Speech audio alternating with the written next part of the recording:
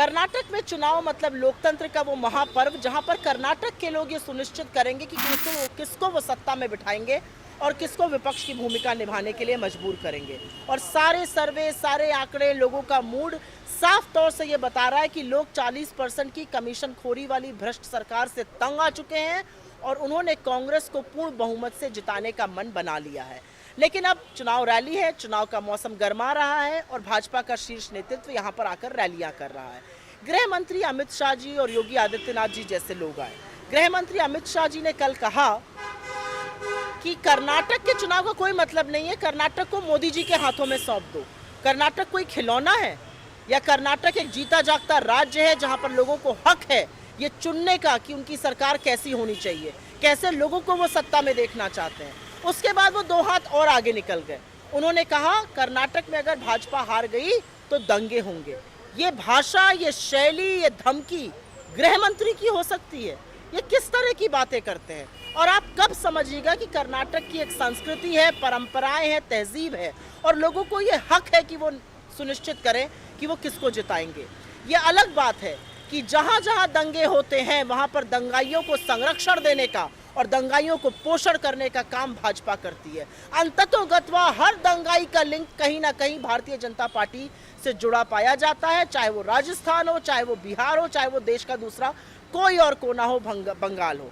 हर दंगाई का लिंक अंततोगत्वा भाजपा से पाया जाता है। अब आगे की बात करते हैं। उनसे एक आगे स्क्रिप्ट लिखने आ गए योगी आदित्यनाथ जी, उत्तर प्रदेश के मुख्यमंत्री। वही घिसी पिटी स्क्रिप्ट, नफरत की, विभाजन की, डराने की, धमकाने की। वो तो 2 हाथ आगे बढ़ गए। उन्होंने कहा कर्नाटक में यूपी का मॉडल लागू होना चाहिए। कर्नाटक एक जीता जागता राज्य है, ये गुरु बासवन्ना की भूमि है जहां पर प्रेम, सौहार्द, शांति की शिक्षा से लोग जीते हैं और ऐसे ही अपना जीवन यापन करते हैं। और कौन से यूपी के मॉडल की आप बात कर रहे हैं? वही यूपी का मॉडल जहां पर 2:30 बजे रात को एक लड़की को आप लोग जला देते हैं बिना उसके माँ बाप के मिट्टी का तेल फूंक कर। या वो यूपी का मॉडल जहां पर लखीमपुर में एक औरत का चीरहरण होता है। या वो यूपी का मॉडल जहां पर शाहजहांपुर में यौन शोषण होता है। या उन्नाव में आपका एमएलए दोषी पाया जाता है हत्या और रेप का। किस यूपी के मॉडल की आप बात कर रहे हैं? जहां पर थाने में घुसकर गुंडागर्दी होती है, सरेआम गोलियां चलती हैं, गाड़ियां पलट जाती हैं, निरंकुश पुलिस का जो मन में आता है वो करती है। वो यूपी का मॉडल जहां पर एक पुलिस अधिकारी सुबोध सिंह की हत्या हो जाती है और उसके मुख्य अभियुक्त को आप टिकट देते हैं चुनाव लड़ने का। या वो यूपी का मॉडल जहां पर लखीमपुर नरसंहार का मुख्य अभियुक्त का पिता आज भी इस देश का गृह राज्य मंत्री बना हुआ है। किस यूपी के मॉडल की आप बात करते हैं? और कब आप ये समझेंगे कि आप एक राज्य को दूसरे पर नहीं थोप सकते हैं? मैं खुद उत्तर प्रदेश से आती हूँ।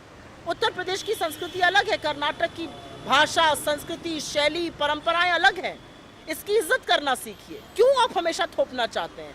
क्यों एक ही मॉडल पूरे देश में लागू करना चाहते हैं? ये सवाल आज मैं नहीं, ये सवाल कर्नाटक के लोग अपनी अस्मिता, अपनी इज्जत, अपने सम्मान के बल पर पूछ रहे हैं आपसे कि क्यों यूपी का मॉडल यहाँ लागू होगा। अजीबोगरीब बातें हैं। असल बात यह है कि कर्नाटक में जो कांग्रेस की 4 बड़ी वादे हैं, जो हमने वादा किया निभाने का, वो लोगों को समझ में आ रहा है और उसी की बदौलत हम प्रचंड रूप से जीतेंगे। हमारा पहला वादा है 200 यूनिट बिजली फ्री देने का। हमारा दूसरा वादा है 3000 रुपए हर उस ग्रेजुएट को दिए जाएं जो बेरोजगार है। हमारा तीसरा वादा है 2000 रुपए गृह लक्ष्मी योजना, हर औरत को जो हेड ऑफ द फैमिली है उसको 2000 रुपए दिए जाए। 500 रुपए का गैस सिलेंडर। और सबसे बड़ा वादा है 10 किलो चावल बीपीएल फैमिलीज को दिया जाएगा। आप इस पर चर्चा करिए ना, आप इस पर बात करिए, रोजगार पर बात करिए, महंगाई पर बात करिए, कर्नाटक की अस्मिता पर बात करिए। हर बार आकर कर्नाटक की बेइज्जती करना, हर बार आकर कर्नाटक के सम्मान के साथ खिलवाड़ करना, किसी और मॉडल को यहाँ पर थोप देना, ये कैसे विचार है? ये कैसी संस्कृति है? ये भारतीय संस्कृति तो नहीं हो सकती।